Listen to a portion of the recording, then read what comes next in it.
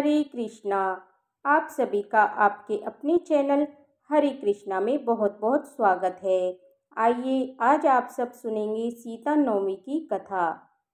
बैसाख मास शुक्ल पक्ष की नवमी तिथि के दिन सीता नवमी का व्रत किया जाता है। इस दिन विशेष प्रकार से माता सीता का भगवान श्री राम का पूजन किया जाता है। इसे जो कि मध्याह्न व्यापिनी ली जाती है। आप सभी भक्तों को सीता नवमी की बहुत सारी शुभकामनाएं। आप सभी के जीवन में भगवान श्री राम माता सीता की कृपा से आप सभी को सभी प्रकार के सुख और समृद्धि की प्राप्ति हो। इस दिन माता सीता का भगवान श्री राम का जो कि पूरे विधि विधान के साथ पूजा करनी चाहिए, कथा सुननी चाहिए। इससे व्यक्ति के सभी प्रकार के पापों का नाश होता है तथा सुख सौभाग्य की प्राप्ति होती है तथा सुख और समृद्धि की प्राप्ति होती है।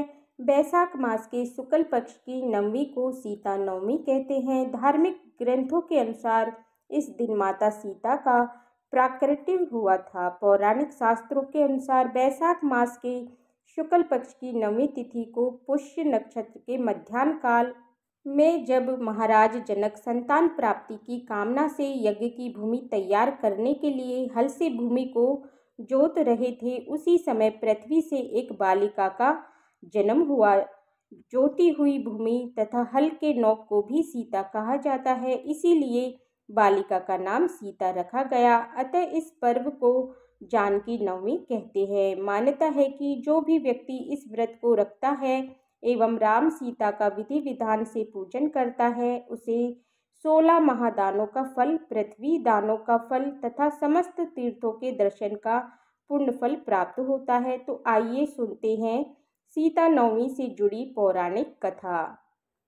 तो बोलिए प्रेम से भगवान श्री राम की जय, माता सीता की जय, सभी देवी देवताओं की जय। पौराणिक कथा के अनुसार मारवाड़ क्षेत्र में एक वेद पाठी श्रेष्ठ धर्मधुरी ने ब्राह्मण निवास करते थे। उनका नाम दीपदत्त था। उस ब्राह्मण की बड़ी सुंदर रूप गर्विता पत्नी थी। उनका नाम शोभना था। ब्राह्मण देवता जीविका के लिए अपने ग्राम से अन्य ग्राम में भिक्षाटन के लिए गए हुए थे। इधर उस ब्राह्मणी कुसंगत में फंसकर व्याभिचार में प्रवृत्त हो गई। अब तो पूरे गांव में अपने इस निर्वित कर्म की चर्चा होने लगी, परंतु उस दुष्टा ने गांव ही जलवा दिया।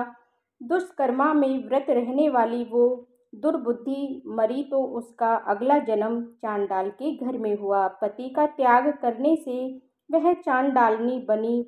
ग्राम जलाने से उसे भीषण कुष्ठ हो गया तथा व्याभिचार कर्म के कारण वह अंधी हो गई। कर्म का फल उसे भोगना ही था। इस प्रकार वह अपने कर्म के योग से दिनों दिन दारुण दुख का प्राप्त करती हुई देश देशांतर में भटकने लगी।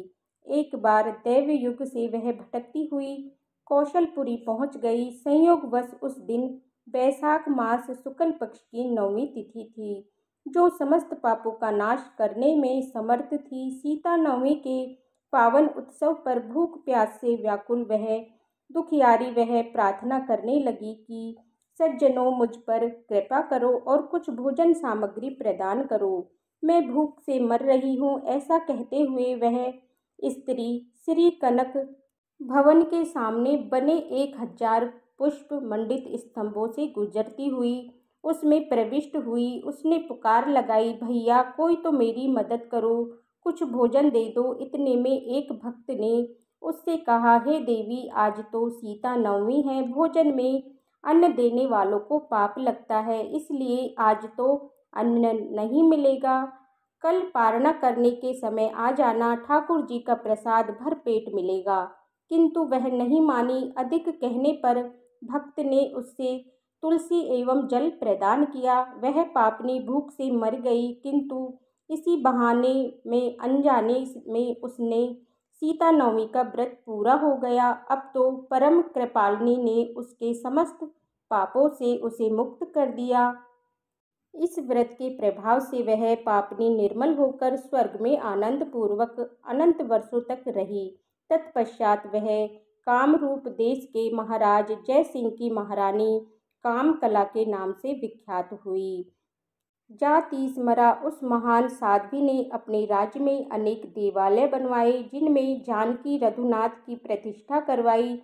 अतः सीता नवमी पर जो श्रद्धालु माता जानकी का पूजन अर्चन करते हैं, उन्हें सभी प्रकार के सुख सौभाग्य की प्राप्ति होती है।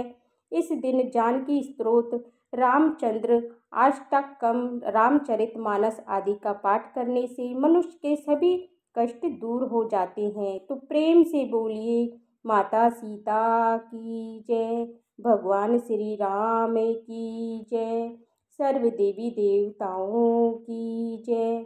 तो मैं आशा करती हूँ कि यह जानकारी आपको अच्छी लगी होगी। ऐसी जानकारी प्राप्त करते रहने के लिए, व्रत पूजा के बारे में जानने के लिए, कथा को सुनने के लिए चैनल पर अगर आप पहली बार आए हैं तो चैनल को सब्सक्राइब करें, साथ ही बेल आइकन बटन को प्रेस करें ताकि आपको हमारी वीडियो समय पर मिलती रहे।